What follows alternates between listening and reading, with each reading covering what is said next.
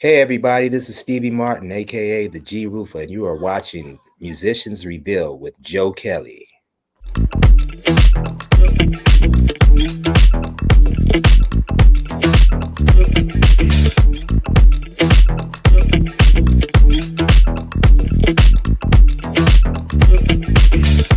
I'm really excited because a longtime friend here at Musicians Reveal has just stopped by. We haven't seen each other in 21 years, but we've talked in the interim. He is an amazing singer, musician, producer, chocolate music. You remember we played that group's music here on previously the Upper Room, now Musicians Reveal Radio. His new project, GRoofa, and he's been giving us music piece by piece. He promises to drop more. He's here, Mr. Stevie Martin. How you doing, brother? I'm blessed, Joe. Blessed and grateful to be here. Thank you so much for having me on. It's nice to be on the other side of the nerd out. I gotta ask you, you grew up in California? I absolutely did, sir. Okay. Southern California, born and raised. Yeah. What was it like growing up in the music scene where in SoCal there? I mean, so much going on, hip hop, funk, and all sorts of music. Tell us about your musical upbringing. What brought you to want to become a musician?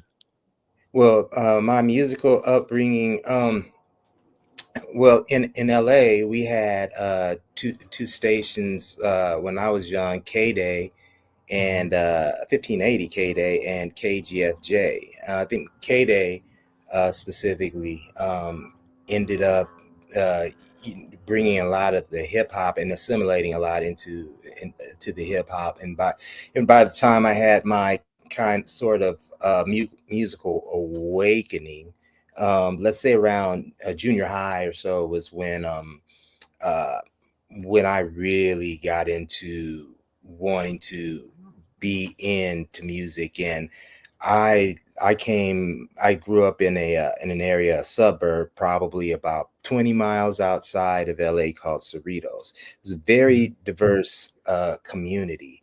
And so I was friends with the rockers, you know. Mhm. I jammed with my friends who were influenced by Black Sabbath, Led Zeppelin, and at the same time, it was first generation hip hop. So I had a lot of friends who were into all aspects of hip hop culture. I had friends who were artists. I had friends who were heavy into the dance scene. Yeah, I had friends who were heavy into the DJing scene. At the time, not so many that were rappers, but what really, really, really made me want to play and made me want to become a musician was the fact that my older brother, rest in peace, he and my sister-in-law, to be at the time, they took me to uh, the Funk Fest at the Mm. LA Coliseum. So the Funk Fest, it was Confunction, uh, the Barcades, Wow. the Barcades. You had Mother's Finest, who was on the bill, but they didn't show up. Oh, Um, okay. you had Parliament, Funkadelic closing out the show. Bootsy was there, and I remember seeing for the first time. I didn't even know who he was, but it was Rick James. Wow. I remember specifically Rick James coming down the stairs and in the crowd, just getting so hyped, and Rick coming down, and I'm like, who Yeah. is this guy? Yeah. And and Funkadelic opening the show with the giant skull. Does anybody got a joint? And the giant skull smoking the joint. That was pre me doing anything. But that whole concert Right. just really blew my mind. That's really where um, I, I was first. I always loved music. I grew up like the Brady Bunch, three sisters, three brothers, and the three brothers, we grew up like Bobby, Greg, and Peter, with with the bunk bed situation. I was the youngest one, and my brothers, they Yeah. would play music when we went to sleep. There was music playing all night, so I always had music in my head, Right. and I always had access to their records. My earliest memory of music would have to be Michael Jackson, Jackson 5, and Mhm. Sly Stone. Sly Stone, I remember just looking at that Stand album cover, Right. and I even think the earliest music that I really recall would have to be, it's like I was aware of it. I don't know where I was, but I think the first music, that I really recall would have to be like "Dance to the Music" by Sly. I was very Wow. affected by Sly early on. That's really the first music that moved me, just hit me in a different place. Like, wow, that's something I wanted to aspire to do. Well, that and the Jackson 5 at the Right. time. But anyway, my timeline is kind of skipping around. That's all but right. That's all right. but That's how after my going head to, works. yeah, I'm glad I'm not the only one. Yeah, that's um right. so, but after going to the funk festival, my one brother took me to the funk festival, and the other brother just started feeding me guitars. I asked my oldest brother, uh if he could get me a guitar. He took me to a pawn shop that was not too far from my house, and he bought me my first acoustic guitar.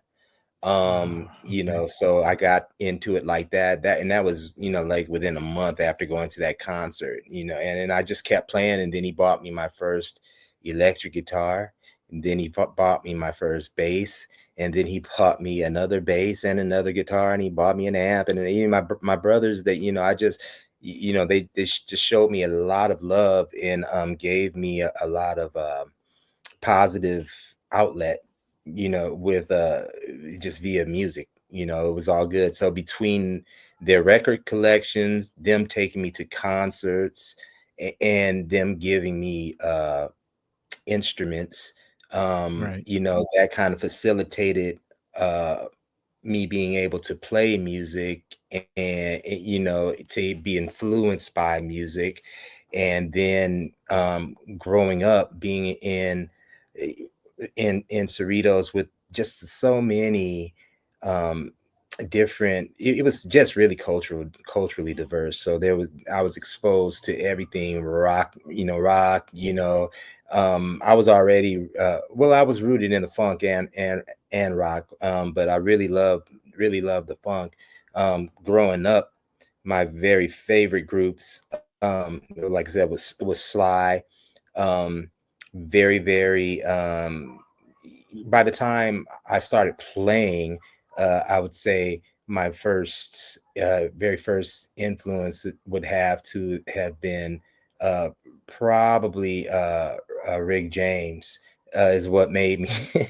he he I saw he like ignited. 3 of his shows, yeah. It was, What was I that? saw a great double bill. I saw Rick James like 3 or 4 times, and one of the best ones was Cameo and Rick James back to back double bill. Oh, oh, Yeah, oh, that when Ca- Cameo was in their prime, and yeah, that was something. Cameo. Oof. I Yeah. mean, I wish there were more video of Cameo. Oh my God.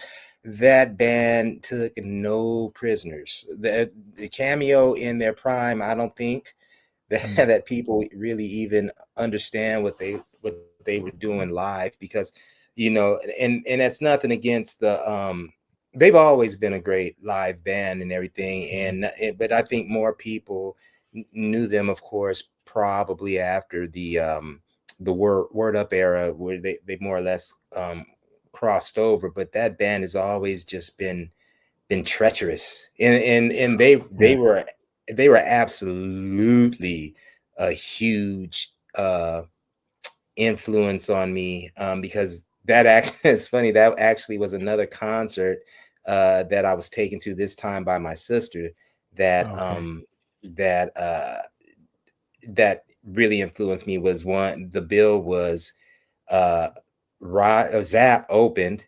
Then you had Tom Brown, Oh yeah. Cameo, and War closed. Wow. So that was another very influential concert on me. So, but anyways, yeah, Rick James definitely ignited my rock star Yeah. aspirations, and, and then Prince. You Oh know, yeah. you Yeah. know, yeah, Prince was the one. Um, Prince was really the one that he really made me aspire to want to play all these instruments and be able to be self-contained, and to be proficient enough to get my ideas out and play all these things. And and then I would be remiss, in not mentioning Stevie Wonder and the effect that he had on me early in the game, because right after Sly and Michael Jackson, the first albums that I really remember hearing, in its entirety, would definitely have to be Talking Book and Intervisions, Mhm. as well as songs in the Key of Life. That was just monumental in my life. All of that music. Yeah, Stevie was my first concert, the Hotter Than July tour, and, Gil Ooh, yeah. Scott-Heron opened up. Oh So, wow. yeah, that was the first time I ever smelled weed. That was incredible. So I was like, Yeah. "Oh, this." And we me and my buddy, the concert ran so long, we didn't have a train. We were like 15 years old and, train to Wow. catch.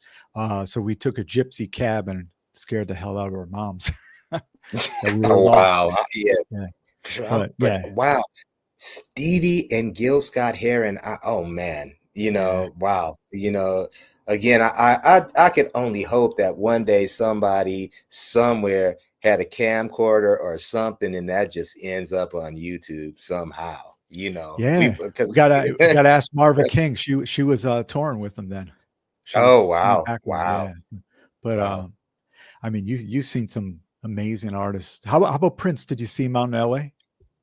I did, I saw him twice. I saw him on the 1999 tour. Okay, yeah, me too, And yeah. I gotta say, the time on the 1999 tour, they were just treacherous, man. That's a hard follow. Yeah. It's a super hard Oh, I'm follow. surprised he let them play Yeah, because I know yeah, he yeah. he pulled them for a couple shows in LA and New York. Yeah, yeah, Yeah. and I get why, because oh my goodness, the time was just, yeah, nobody follows that. Nobody. Well, I would say Prince eventually. I think he definitely got to a point where he could follow anybody, because in my mind, he's probably pound for pound the greatest to ever do it live. Yeah, But he got my I vote. saw Yeah. him. I saw him on the 1999 tour, and I seen him where he did. I think it was 21 nights at the Oh, Forum. yeah, yeah. How Yeah, was that? Because, I've seen the concert video, but man, it must've been amazing seeing him. it was absolutely amazing. And the thing was, it's like it was $25 to get in to see Prince, and and every gig was a different opening act. I went, and he and Mary J. Blige opened for the one that I went Oh, to, wow. and yeah, yeah, and it was super cool. But I mean, yeah, and I love the footage. Love the footage that's up there. But that was the two times that I did get to see Prince. It was those two times. Yeah, Would have my loved to last see time him was more.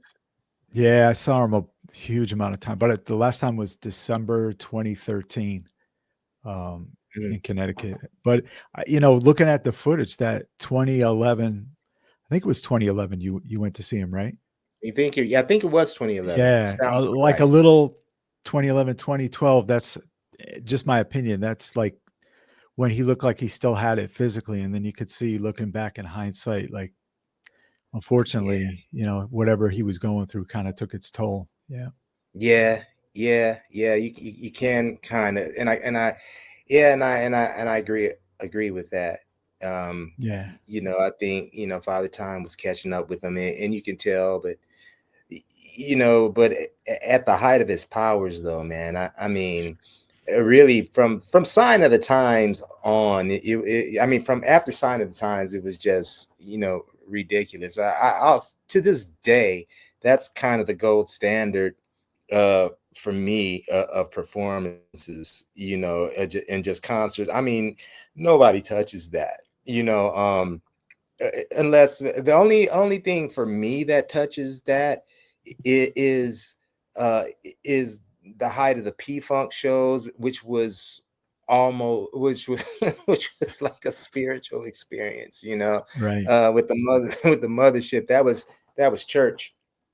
They didn't P-Funk wasn't about necessarily uh all of the acrobatics and whatnot that Prince could do, in the singular performances, but just in terms of that musicianship and the sense of community right, right. at a P-Funk show.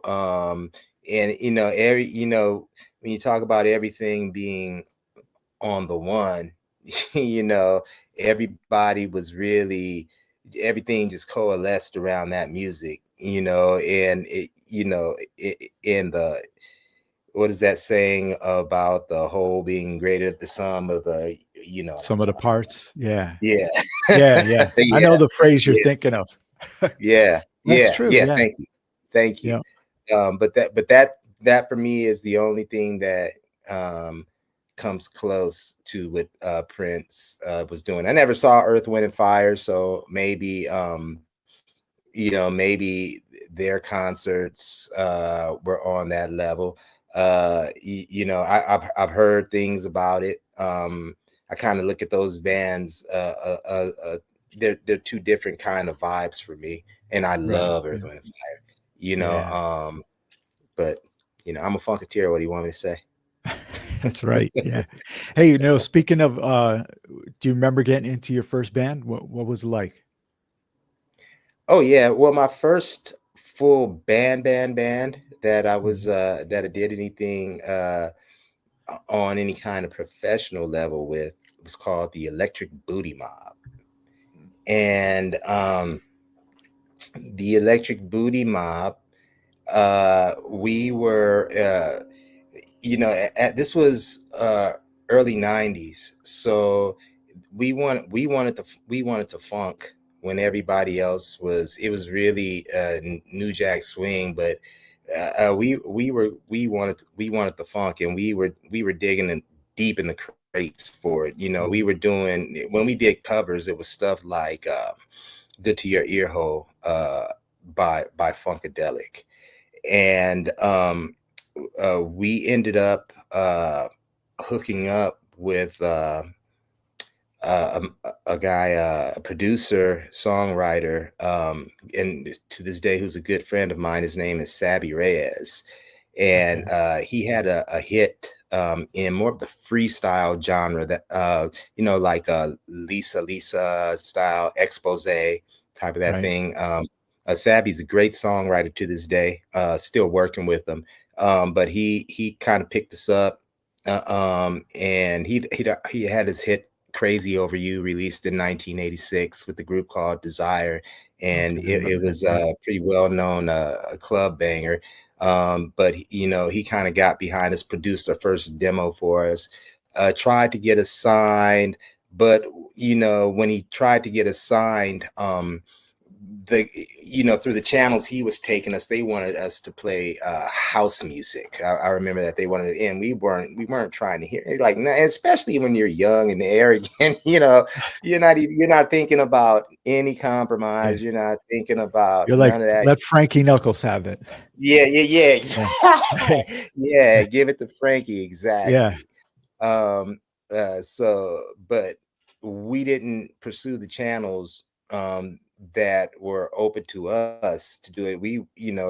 And again, there was no one doing funk the way that we were doing it, and so nothing came of it. But about a month ago, Savvy reached into the archives and actually released our original demo tape that he did. Is like 6 tracks of the Electric Booty Mob that's on Apple Music and all of these Oh, I'm gonna have to formats. check that Yeah, out. Yeah. yeah, yeah.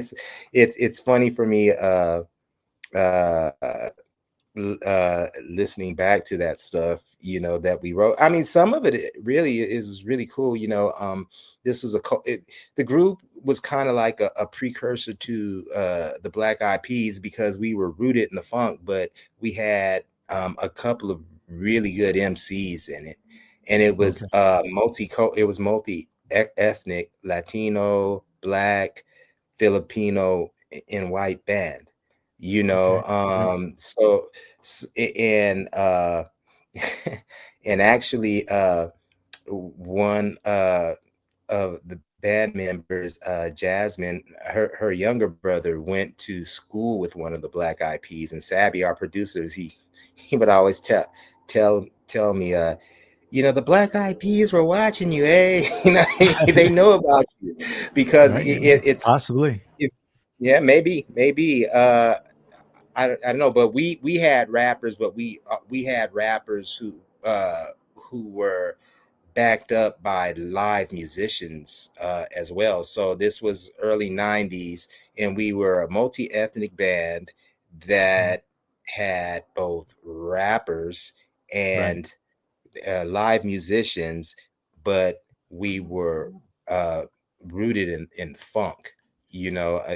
So but in just in hindsight, looking at the amount of talent that we actually had in that band, there was a couple of people in that band who were self-contained musicians, and there was actually a lot of talent. We could have done a lot of things, I think, had a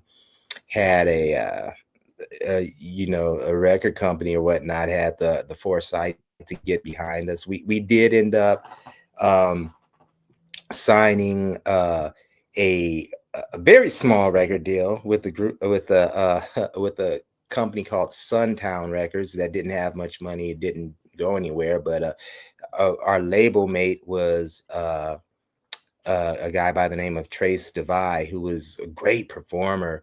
Mhm. And he was a rocker, but he was like a rocker with Michael Jackson type stage present. He was Lenny Oh, Kravitz's best friend at the time, oh, you okay. know. Wow. Yeah. Yeah, but and then the demo tapes from that era, I end up somehow they're floating out there online. I found those years later. Somebody's actually selling the Electric Booty Oh, Mob demo tapes. Yeah, I was like, how about wow, a I don't even reunion? have that stuff.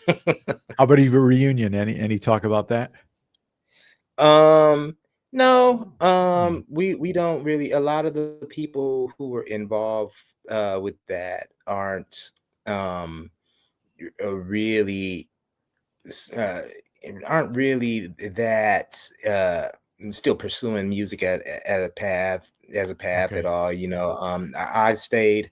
I was one of the originals, and I'm probably the one who kind of pursued it. Well, I would tell. Well, actually, our drummer, Mark Spiller, yeah, I think he's on tour right now. I believe with Yellow Man. So let me Oh, roll that okay. back a little bit. Yeah. Mark he's done nothing but tour.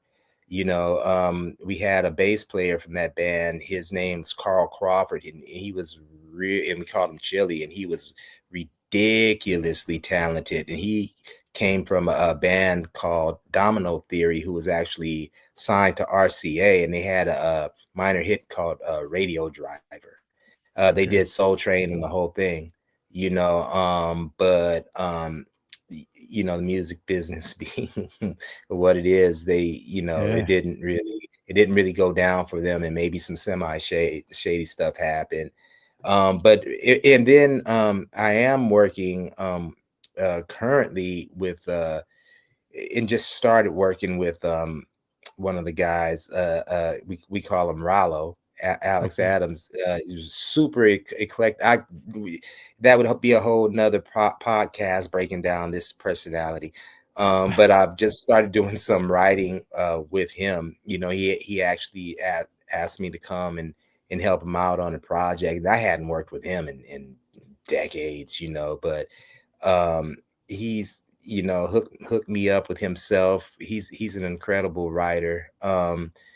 And he's hooked me up with a couple of young cats out of LA, who are incredible musicians. So yeah, you know, maybe next year, you know, the fruits of that labor, you know, I'll be able to share. Really?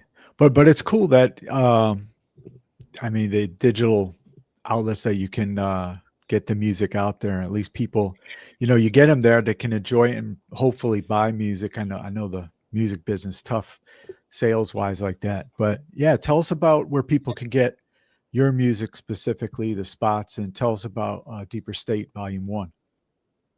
Sure. Well, my music, yeah, the GRoofa project stuff is available on your Spotify's, Apple Music, Deezer, pretty much all of the digital platforms available. Because, like you said, that's the beautiful thing about the digital distribution. It makes things a lot more you know, accessible when you don't own an airplane like James Brown to get your stuff to the brick and mortar stores. But yeah, Right, you can get them on Apple Music, or Spotify, anything like that. The chocolate music mm, stuff, I'm great, going great to CD, yeah, thank you. I'm going to I've got to I'm in the process of getting that stuff redistributed. It was right, basically through CD Baby a couple of years ago.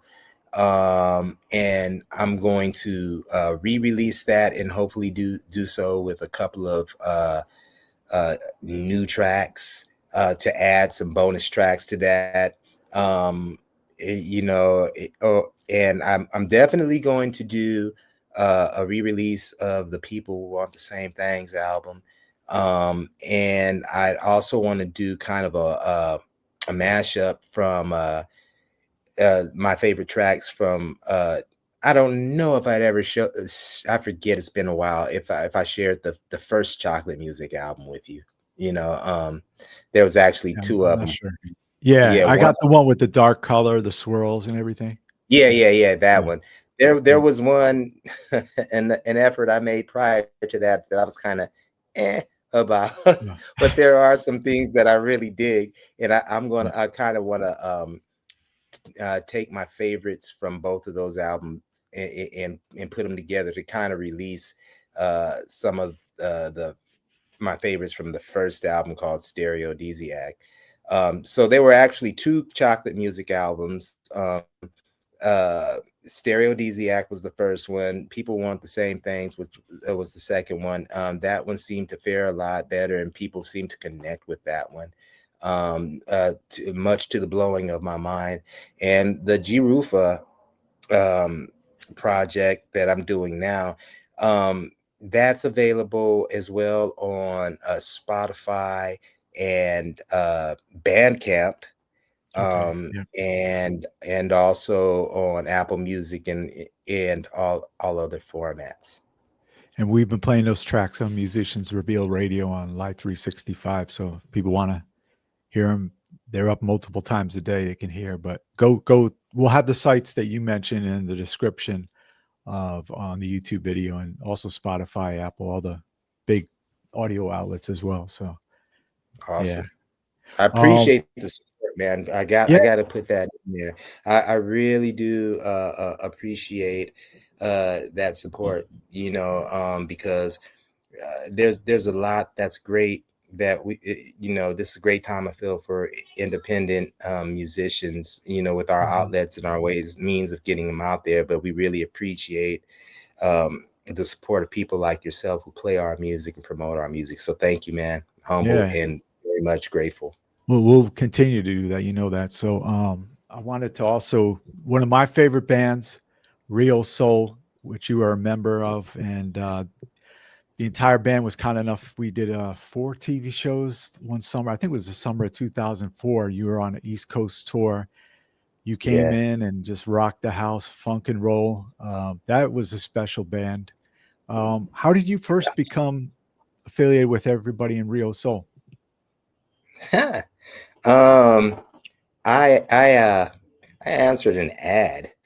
Oh, really? Who put it out? Dre? Yeah, yeah, Dre put it out, in a music connection, what actually what this was after I left the Electric Booty Mob, Okay. and my initial intention was to as I was doing my own thing, is just really to find studio work and stuff like that, and at the time, you still had the paper magazines and Music Connection magazine. I looked this Right. up, and Dre had put out a Dre is Andre Hines for y'all out there who don't know. Right. But he put a Dre and Rio. You better give Rio some props for that too. Yeah. Lead vocalist. Yeah. I know better. I don't want my hand slapped. So, Yeah, that's right. um, you know, but they put that ad out, and just looking at their ad, they were so like-minded in what they were talking about, and being independent, and doing things independently. And at the time, people were still more on the being assigned artist tip. But I'd always, even before the internet, I've always wanted to be more in a situation. I've been, I always envisioned going the Ani DeFranco route, where you were Okay. much more, independent. So I answered that ad, and I went out to the valley, where Dre and Rio were, and met up with Dre, and they were it was just really a kindred spirit thing. Mhm. They had you know just that the same mindset about being self-contained, from an artistic and a business perspective. And they matched my silliness and my sarcasm, so Right. so it was a match made in somewhere. Yeah, if heaven, somewhere, the circus. Yeah, so that's really how I hooked up with them. Just very impressed with with the business acumen, the professionalism, and the vision of the things they wanted to do. So I heard uh, the music on the first album. A lot of it was done. A lot of it was done with keyboard bass, and Dre asked me to cut some uh some live bass in, and we vibed, it was really just all on all on a magazine ad and a vibe. Wow. That's how we Two hooked two up. albums came out, right? Yes, Yeah. yes. Yeah. Rhythms of the Soul and The Cure came Yeah. out. The Cure, you were on tour when I met you with The Cure, and so Mhm. that East Coast tour, you guys had that van, and it was you did Bob Davis's Soul Patrol, right? Oh yeah. Oh, Yeah. Bob. You Oh knew he yeah. passed away, right? Oh man, not only yeah, Yeah. well, yeah, I know he passed away. I was at home, Mhm. and I got a phone call, and I don't know this area code, and I don't answer phone calls from area codes that I don't know, because to me everybody's a bill collector, Right. Yeah, that's right. for whatever reason. Or I think it was a Monday night. I think a Monday Night Football was on. I answered the phone. Stevie? Yeah. Bob Davis. What? Wow. Yeah. Bob Davis hits me up, and he asked me, um, he says, you want to go to a Living Color concert in not Living Color, I'm sorry, a Wooten Brothers concert Oh yeah, in wow, yeah. LA at the Troubadour. And I'm like, yeah. Right. And he said, there's one catch. I said, what? He says, you have to write an article for it. Oh. I said, I bet. You got you have so for Bob and I, we talked off and on over the years, and and there were actually Bob would actually call me and ask me about my opinion on some things. So I don't know what impressed upon me him to call me and ask me about anything, but you know um He must so I have went. respected, yeah, what you had to Man, say. Yeah, or liked it, yeah. I'll take it. But I ended Mm, up going to that show, to the Wooten Brothers show, and it was an amazing show, oh, yeah. and I had the creme de la creme of seats and vantage points to watch the show. And I so I wrote this article. I shot it to him the next day.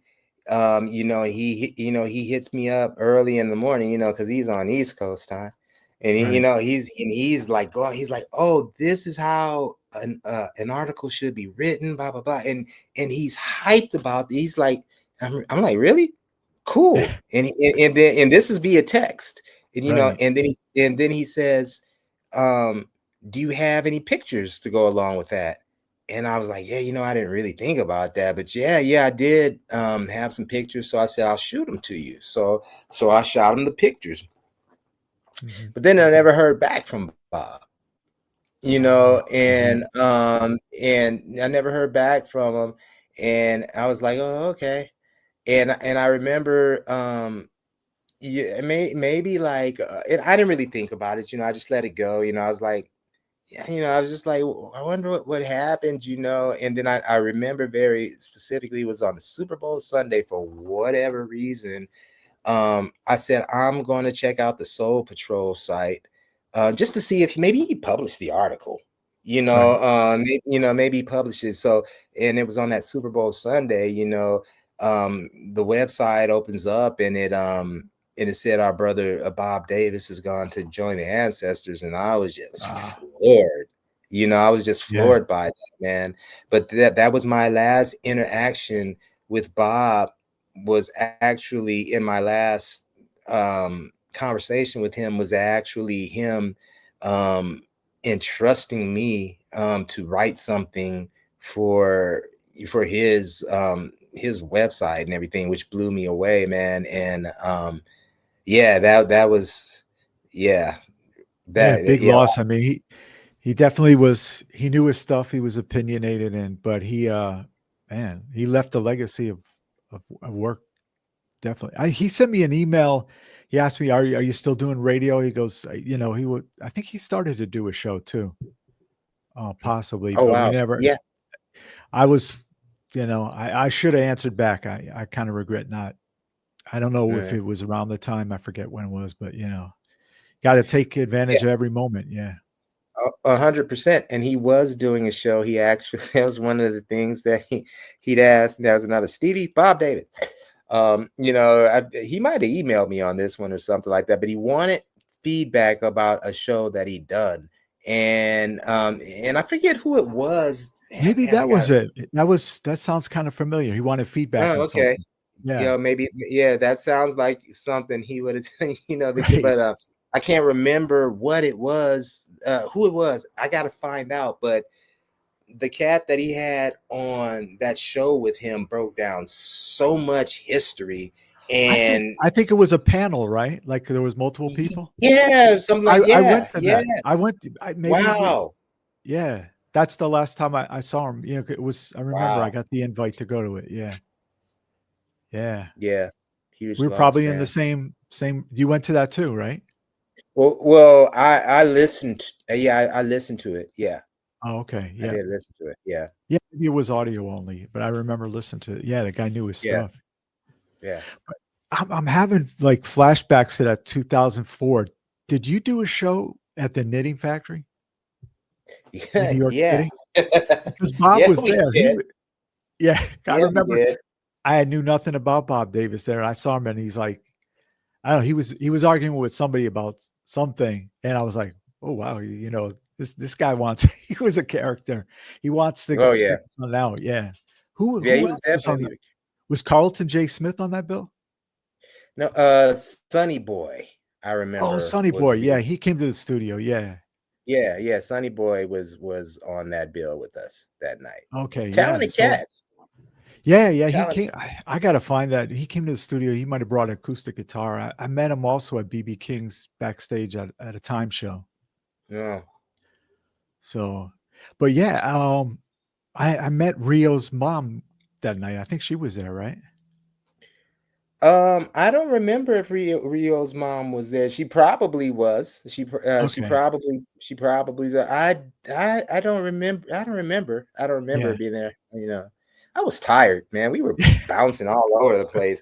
By the time we got to your studio, it was a wrap, man. Yeah, I it's know like you guys are, I mean, I felt free because you did a TV show. You did like 4 or 5 songs and then the next day I think we did the in studio at the radio station. yeah, and Yeah. just getting in the night before we were in Philly the Philly. night Oh before we yeah, with came the to van Connecticut. Yeah, getting scratched and up on the van, right? oh yeah, oh my gosh, yeah, that's I'll let you yeah, tell that the was story. You were there. oh yeah, oh that night was oh yeah.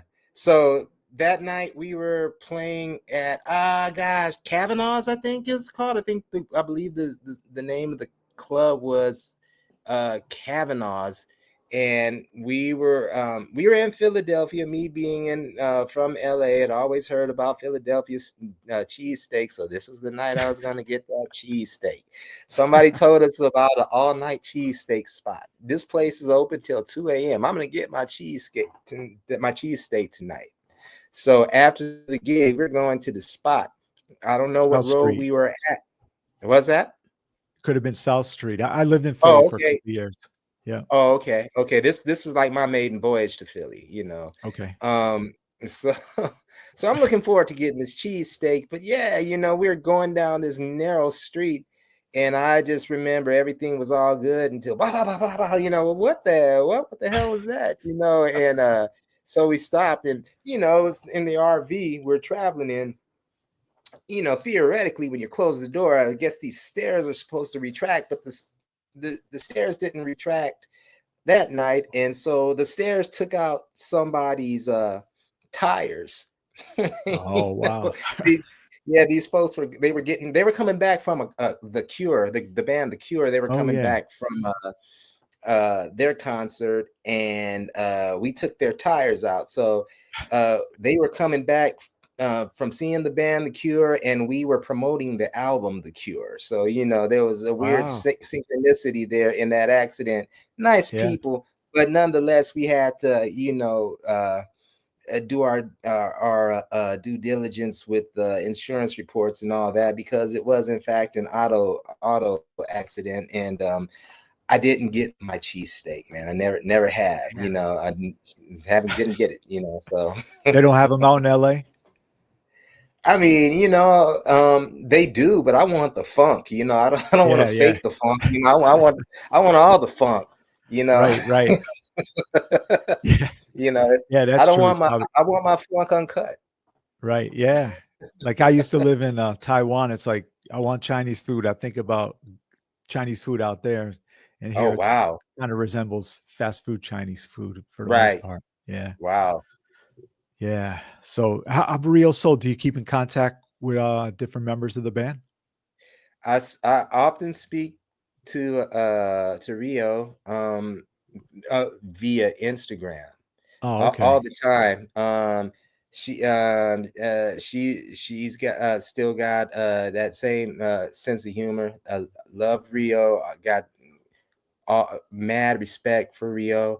I still talk to Dre every now and we were actually um maybe a little bit over a year ago, we were actually very much talking about getting together and doing some. We were talking about actually making some new music. Wow, that'd be nice. We all got to all of us. We got together on a conference call, and we were talking some good things, but it never happened. I can't tell you why. I can't. It wasn't like anybody. I know, as far as I know, nobody's mad at nobody. I'm not mad at nobody, but it just didn't happen. I wasn't leading the charge for that, so I can't speak to why that it didn't happen. But Right. I do speak. I speak to Rio. I speak to Dre periodically. I speak to Kenwood, our drummer. Yeah, I've Um, had Kenwood on the show a couple times. Great guy. Yeah, yeah, yeah. yeah, Kenwood is awesome. I love him. right. He sends me the most random text of memes ever. Um, haven't spoken to guitar player Jinx in a little bit. He Okay. actually came aboard when I was going to do the live thing with chocolate music. Jinx was good enough to jump on board. We only did like one rehearsal, and I did video it, and in hindsight, I'm sorry I didn't keep that band together, because yeah, that would have been nice. Right. And I never speak to Barney? Barney Rubble, keyboard player. Yeah, Barney is an absolute beast. That guy is just ridiculously talented. Ridiculously. Cowboy Sean, right? Yeah, yeah. Yeah, I That's saw that, right. yeah, yeah, Yeah. and he was the Yep. karaoke king, right? Oh my gosh. Yeah, Yeah. yeah. Him and Leslie Wilson from New Birth used to go to karaoke shows together, head cutting. They Oh, used to wow. just they used that they used to just do it just to keep their chops sharp.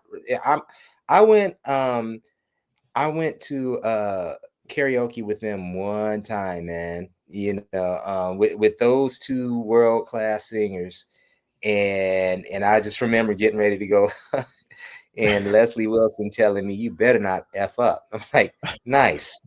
One of my favorite singers of all time just told me, "I better not f up." But I What went. was your, go-to song? Oh, that night I Yeah. actually sang "Cult of Personality" by Living Color. Oh, wow.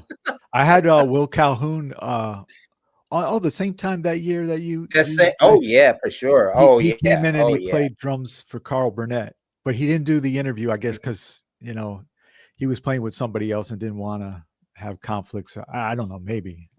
He did Yeah, the hit yeah. and just walked out. Yep. I ran into Will on the way out.